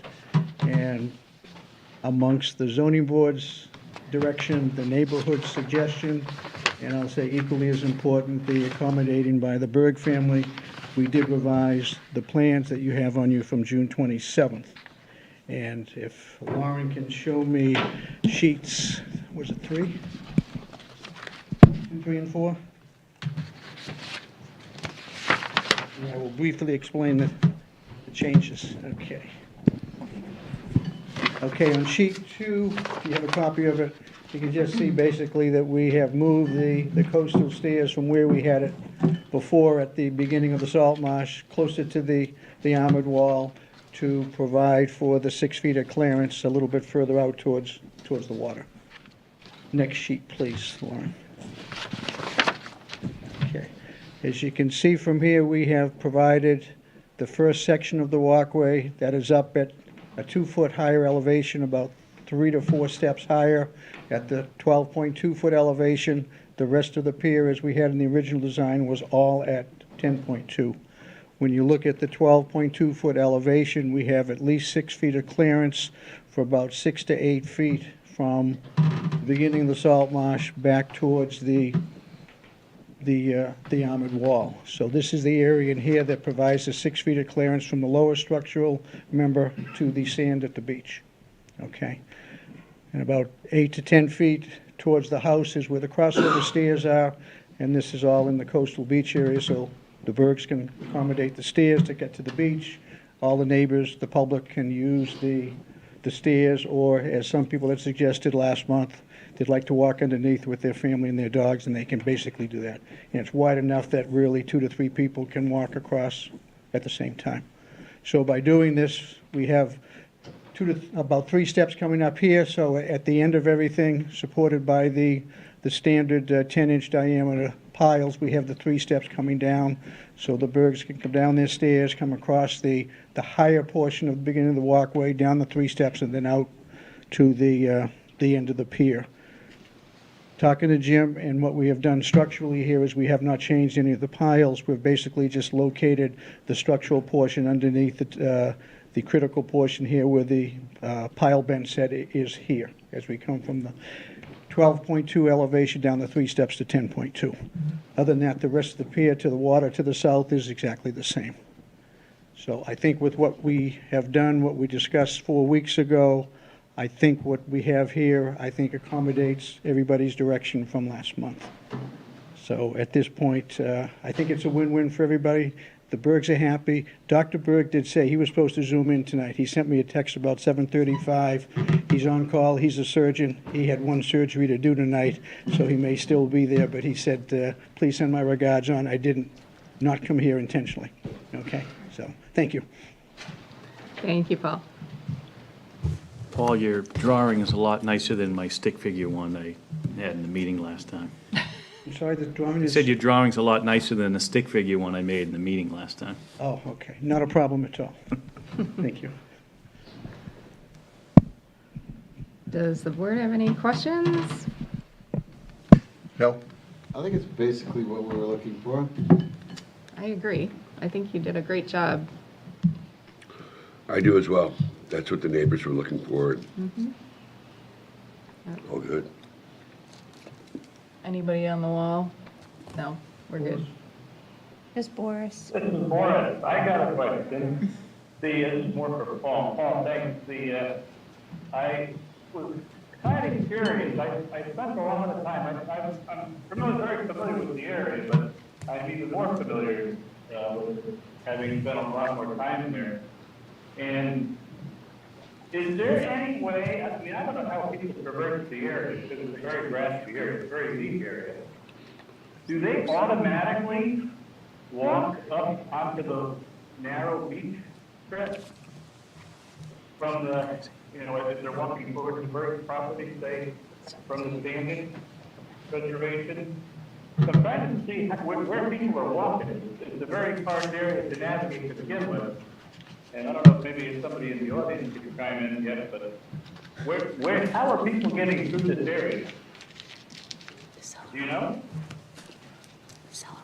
From what I know, Boris, and it's probably a little bit limited because I don't live out there, I know the people on the southeast corner at the end of Spring Street can come down through a couple side yards or the walkway down to the beach, east of where Dan Hawkins has his seasonal pier where the piles are there, and he has to install everything in the spring, take it down in the fall. Most of the people, from what I've been told, use the stairs at the cellar hole where the public landing is, but when you look at those stairs, the They're town has awful. not maintained the stones at the bottom. It's not easy, especially for people that are elderly or have a handicap walking, to use those stairs. But they do say, and the times I've been out there since last summer and fall, I see a lot of people walking there. Now, how they get there, again, it could be from the southeast corner of Standard Shore or down further to the west towards, the end of the cellar hole. But they say there are a lot of people that walk in that area, even though there's a couple areas where excess, Boris, is limited. I get a couple of pictures here, which basically shows a couple trees, couple big cedar trees down where the town stairs come down that basically impede walking on the beach in that area. But again, it is what it is. Yes, I agree. That's another obstacle they have to get around. Thank you. That's just a picture there showing the cedar tree that impedes where the people, you were there that afternoon. Yeah. Okay, so Freeman, you were there. Yeah, you have to be an acrobat to get by at anything other In the tide county. than half tide or lower. Yeah, So you probably saw that tiny. I did, I walked out there, yeah. So, other than that, what we have with the 6 feet will give them, full-time use of the beach area, at least in front of the bird property. And that's all we're here to accommodate this point in time. All right, well, if, Have you run this back up the flagpole with conservation, Paul? I haven't, no. The question did come up, I'm gonna run it, but really, when you look at it, the dimensions are the same, impact on the resource areas are non-existent. The footprint's the same, so in that respect, we're just changing the height of the first 2 bents to go up to 2 feet. And I haven't run it through them because it really hasn't been approved yet, and obviously, DEP will have to review it as well. any But I other, don't see it as an issue because nothing has really changed at all outside of the height of it, the first 2 bents. It's a good thing we don't have 25 people ready to get up to the microphone tonight. Permit by right? Where are they all? I think they They're happy. are happy with the proposal. Perfect. which is wonderful. Any more questions, comments? None. Should we somebody like to move to close the I'll public move to hearing? close the public hearing. I'll second that move. All those in favor? Aye, Tanya. I am it. Aye, Freeman. Aye, Phil. Aye, Laura. All right, thank you. It's So, unanimous. any discussion? Nope, I'll make a motion to approve the special permits subject to conservation and whatever other approvals are necessary. I would second that motion. Okay, all those in favor? I am it. Tanya? Aye, Phil. Aye, Freeman. Aye, Laura. All right, congratulations. Thank you very much, appreciate it. And I will get with Mr. Info Conservation next week, and let's just say that, and hopefully it should be really straightforward. Thank you. Thank you very much, appreciate it, have a great night. You too. Thanks, you too, Paul. Anybody? I just have one more set set of minutes from May 9th, 2024. Tanya Trevisan, Emmett Sheehan, Freeman Boynton Jr., and Boris Boynich. I'll move to accept the minutes as Motion to approve the minutes. second. All in favor? Aye, Freeman. I am it. Aye, Tanya. Aye, Laura. Thank you, folks. Okay, Thank you, Paul. all right. Good job. I'll move to adjourn. Second triple. Okay. All those in favor? Aye. Aye. Aye. All right. Sheila brought it today. Thanks, Boris. Night, Boris, Thank thanks. you.